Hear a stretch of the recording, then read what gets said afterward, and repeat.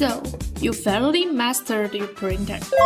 But wait, don't make the classical newbie mistake of using the exact same settings for every single model. Today, we're focusing on one type, those adorable to cute to handle figurines. The golden rule here, they must look good. That's it. You really just need to worry about 3 things: layer height, print orientation, and the dreaded JC. We all know smaller layers means better details, but they also mean your printer will be running until the next century. The answer to balancing both variable layer height is basically magic. Here's a tip from experience. Areas with lots of curves or tiny details go small. Straight vertical parts go bigger. You get the best of both worlds. Beautiful details without your print taking forever. Here's how you do it. First, set your min and max layer heights in the slicer to keep everything in a safe zone. Adjust the quality vs speed slider. Click apply and tweak the smoothness. Most slicers do a pretty good job automatically, so don't stress. It's the best tool to make your model look premium without adding crazy hours to your print time.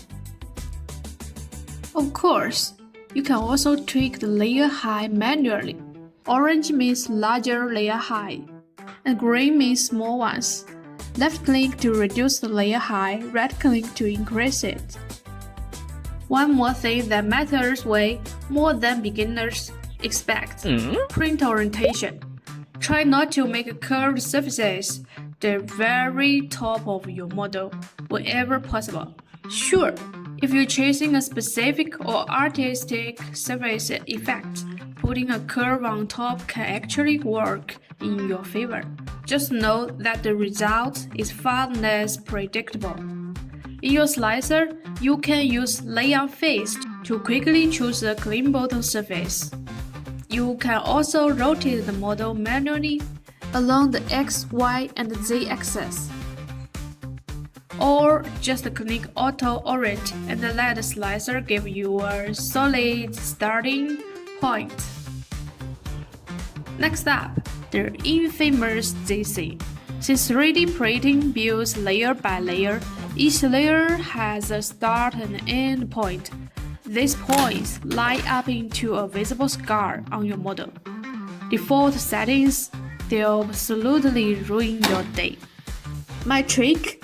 Click through the same position your slicer, and just pick the one you can live with. Nope. There's no perfect choice, only less noticeable ones. Nope. No! No.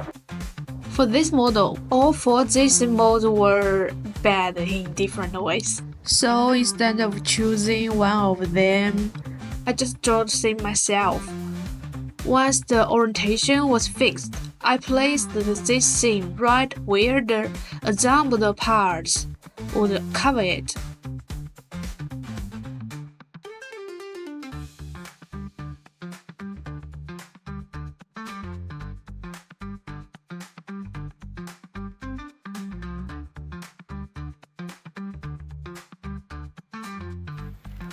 Finally!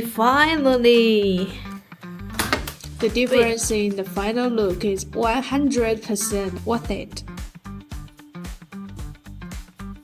Perfect! Bamboo Wiki actually explains exactly why each type behaves that way. So if you read it, congrats, you're already way above beginner level.